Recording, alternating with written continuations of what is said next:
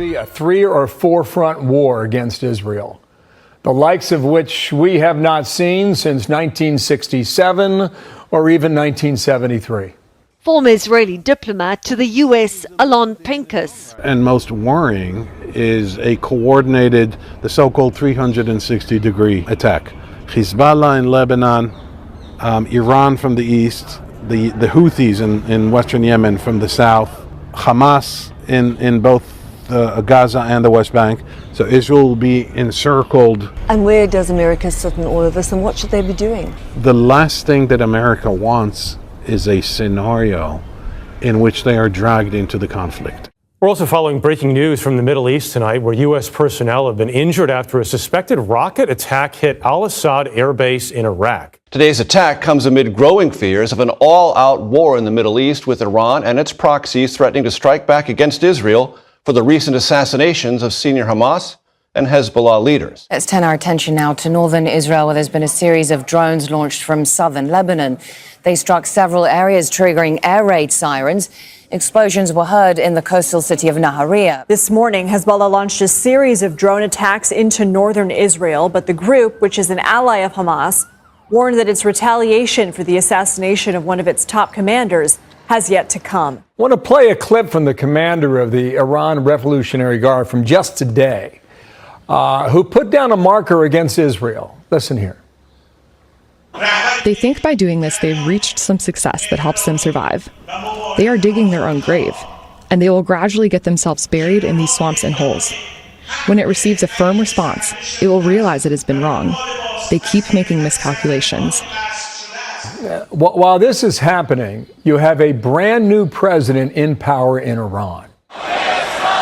Tensions have been climbing since Israel killed Hamas political leader Ismail Haniyeh in Tehran, which now include hints that American military targets could be on the table because they believe Washington gave the green light to the Israelis. We believe that had it not been for the U.S. government's assistance, Israel would have never taken such a risk. Most experts agree any response from Iran would be limited and proportional. But with so many proxy groups operating in the region, it could be difficult to keep the fighting contained. Ukraine taking a major turn. For the first time since the Russian invasion, the Ukrainian military is launching a large-scale assault inside Russia. The IDF says it has struck a number of Hezbollah terror infrastructure sites in southern Lebanon overnight.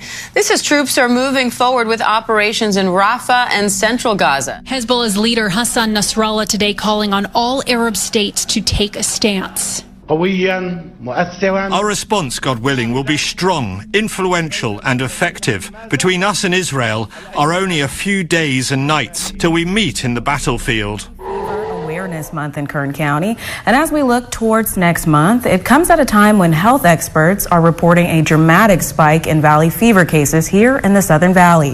One hotspot for new cases, the Lightning in a Bottle Music Festival last May. 5 attendees have been diagnosed with the fungal infection. 3 of them are hospitalized. 17's Connor Dorr joins us in studio with what the experts are saying tonight. Connor? Michaela, the Lightning in a Bottle Festival is a staple of music and fun, but this time, valley fever struck a sharp note in festival goers. The festival brought acts like Skrillex, MIA, and James Blink to Lake Buena Vista, and now at least 5 attendees have been diagnosed with valley fever, 3 of them being hospitalized. Valley fever is a fungal infection that spreads through kicked up dirt, which resides primarily in the southwestern United States. Valley Fever Institute's medical director, Royce Johnson, was not shocked to hear about the outbreak. I don't think it's incredibly surprising. There have been other local outbreaks that have occurred in a number of locales. Valley fever can have a wide range of symptoms such as coughing, fever, rash, and shortness of breath. Only a few people end up in the hospital with it, but it can be fatal. Such groups are most at risk. Well, I think people that are immunocompromised are at the most risk for sure. People that have underlying disease, diabetes to some extent, immunologic disease like rheumatoid disease or lupus, transplant patients. So and then older persons, a bit more males than females. Some racial groups have increased risk. So there are somewhat predictors, but everybody's at risk to some extent. At the county supervisor meeting today, VFI CEO Scott Thigerson spoke on data with Kern County infections. When you think of 38 million people in California and our 910,000 people in Kern County, yet we have a third of all of the state's valley fever cases right here in this community. While the Lightning in a Bottle Festival was held in May, valley fever is slow moving and can take weeks to progress. If you suspect you have valley fever, you can reach out to your doctor for skin or blood tests. In studio, Connor Dorr, 17 News. Cases of West Nile virus are being detected in humans in several parts of the U.S., with some turning deadly. While Texas has more human cases of West Nile than any other state in the country, right now Michigan is reporting its first human case of the virus this year. The news comes on the heels of a deadly case in California's Bay Area. Health experts say there are things you can do to stay safe. One thing that does help us here in the United States versus other countries where you have mosquito-borne diseases is we tend to have better housing, screens on our windows, perhaps air conditioning. All of that helps reduce exposure to mosquitoes. But other things you can do is to wear insect repellent. If you're in an area where there is known transmission, whether it's West Nile virus or some other mosquito-borne disease, to wear long sleeves, long pants when you're outside. Well, the CDC says between 70 to 80% of people infected with West Nile virus don't develop any symptoms. Those who do might experience mild sickness, body aches, fever, or headaches.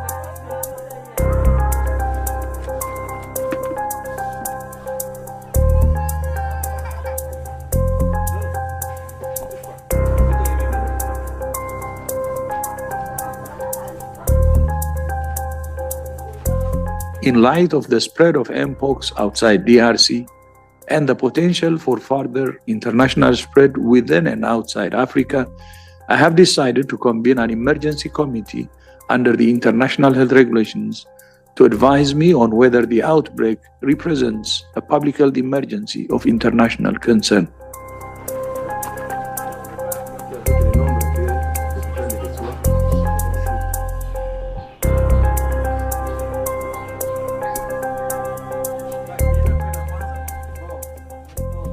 If your hospital's hygiene looks like a war zone, you're in serious danger.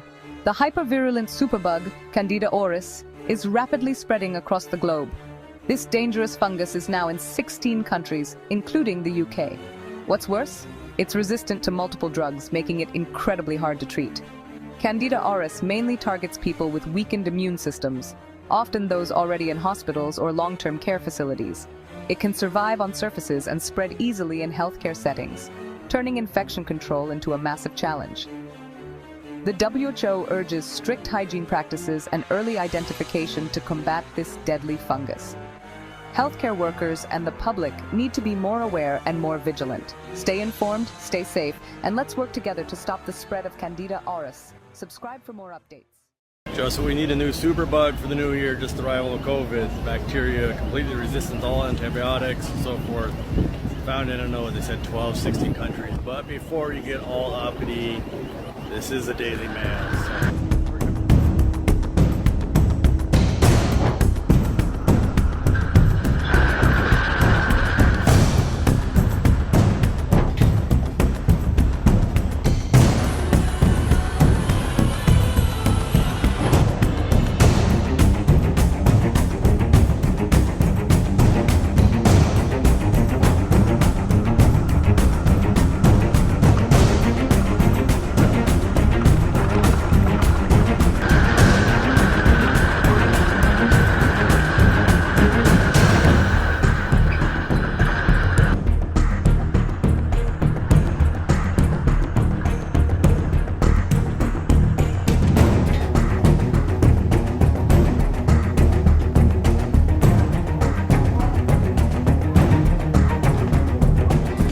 Good evening to you, and thanks for joining us here for 17 News at 11. I'm Tammy Melchuk. And I'm Alex Fisher. We begin tonight with that 5.2 magnitude earthquake that rattled Kern County, Bakersfield, and even beyond.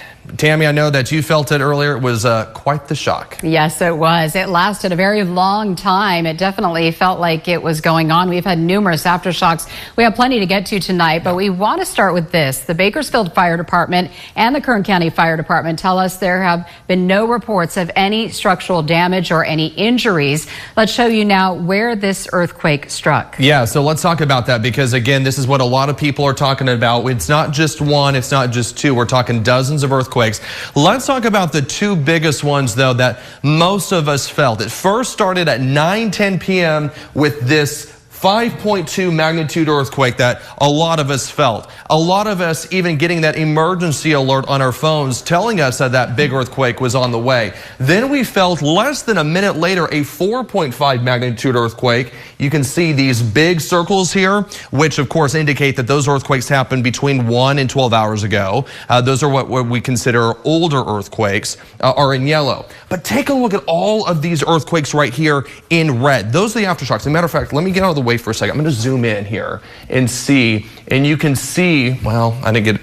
You can still see there's a cluster of aftershocks. Most of these are between 3.0, some of them are hitting a 4.0. Now let's talk about magnitude for a second, because I think a lot of people, we hear about these different magnitude earthquakes, and sure enough, that 5.2 that we felt earlier this evening, it's not rare to see that size of an earthquake around the world. We get about 1,500 of them globally every single year. Now you may remember 5 years ago, and we're going to talk about this in just a moment later on in this show, we had the Ridgecrest earthquakes, the 6.4 and then the 7.1. These are those earthquakes, much more rare. You sit home now, and Melbourne residents have been shocked awake today with an earthquake striking east of the city. Let's go live to Andrew McCormack, who's in Melbourne. Now, Andrew, the quake struck before 4 this morning.